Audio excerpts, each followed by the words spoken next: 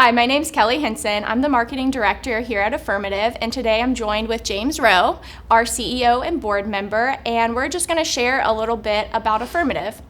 James, can you share a little bit about our background and our core mission here? Yeah, sure, you bet, Kelly. So we were founded here in Tampa Bay almost 30 years ago. And when we started, we focused on providing software to payment processing companies so that they could automate the ACH payments that they submitted and processed for their corporate clients. Over the past 10 to 15 years, though, we have specialized in serving financial institutions. And we have a very simple and powerful mission when it comes to financial institutions. We enable financial institutions to get better at managing electronic payment risk for their clients. And what does that mean for them? That means that they're in a better position to provide more liquidity. It means they can be a more attractive financial institution against their peers. It means they can attract more commercial clients and generate all of the revenue that comes from providing other services to those commercial clients. So what we do in a nutshell today is we provide software to financial institutions for managing electronic payments risk in general, but our pedigree and our DNA is in ACH since we've been around almost as long as the payment method itself has been around. So we're very good at understanding the data and the software. And so our software package enables financial institutions to be very good at managing their ACH payments risk. Yeah, and I think part of our core mission too is helping those institutions grow their revenue, reduce losses, and remain compliant. Those are kind of our three pillars that from our software, those are the three main benefits and kind of our core mission here at Affirmative. But I would love to know from your perspective, what does that look like? Yeah, sure. So our mantra is grow revenue, reduce losses, and stay compliant. And that ties into our mission of enabling financial institutions to better serve their commercial clients. So when we talk about grow revenue, what do we mean by that? That really is understanding the value of bringing in a new commercial client to your bank. A whole variety of services that financial institutions, small, medium, and large, and fintechs, whether it's a credit union, whether it's a community bank, a regional bank, or a super regional or a national bank, because we serve all of those institutions, it's very critical for them to be able to attract and retain new commercial clients. Right. And it's a very competitive business. So how do we do that? If our client is better at managing payment risk associated with the credits, the payroll that has to be processed for their client, the incoming payments, the incoming debit payments, the incoming credits that they have to manage for their client. If they're better at doing that, they're better at providing liquidity for their business clients. If they're better at providing liquidity, which is probably the most important service that they provide to their clients, then they're going to attract more business clients than their competitors. And if they do that, they're going to be able to generate all those other categories of fee income and revenue associated with better serving that clientele. So that's how we enable our clients to grow revenue. Yeah. Let's talk a little bit about reduced losses. There's a risk associated with processing debit originations for your client. If you're providing, say, payroll processing services to your business client, you may enable that client to process their payroll without actually having all that cash in their account to fund it. And if that client is not able to make good on that cash in the account, then that's a credit loss for you associated with that. So we enable our clients to reduce losses by helping them understand the risk of the businesses or the originators that they serve. And if they better understand that risk, they can identify high-risk payments, they can identify high-risk originators, and they can put controls in place to ensure that they minimize their loss risk associated or their exposure associated with those clients. And custom controls, right? I think is also a big piece that our clients are able to take advantage of and customize that relationship, customize the controls and the fees associated and make sure that they're being managed appropriately. That's exactly right. So I think there's an enormous opportunity with our software for our clients to be able to fine-tune or tailor their risk controls and their strategies at the client level. Right. A lot of the things we just spoke about tie into regulations they have to follow,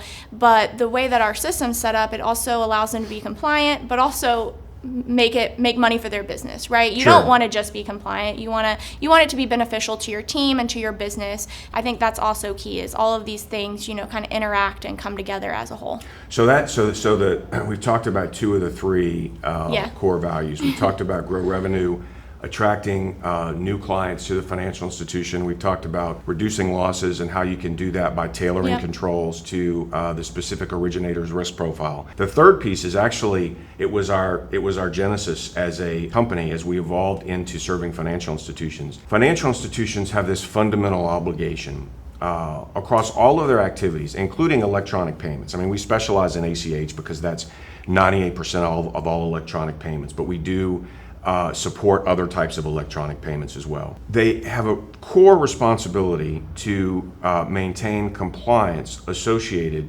with that activity. And what that means is they have to be able to demonstrate to NACHA, which is of course the governing body for ACH, but also their internal audit, external regulators, whoever that regulatory body may be, that they're able to effectively monitor all of the activity. The Treasury Services Group has to know what kinds of payments that they're processing. Yeah. They have to be able to monitor that effectively. And the biggest challenge we found, which is why we started serving this market in the first place, is it was an enormous challenge to stay compliant because managing the ACH data, getting the ACH transaction data, was a very difficult thing to do. It was also very difficult to get it organized Yeah. and put into a database and segment it by originator so that you can track your activity. You can track your returns. You can do originator reviews to identify which originators are conducting business that's inconsistent with your corporate values or your corporate mission or your risk policy, and to reduce losses. But fundamentally, with our package, you're able to demonstrate that you are fully compliant. Most financial institutions, even today,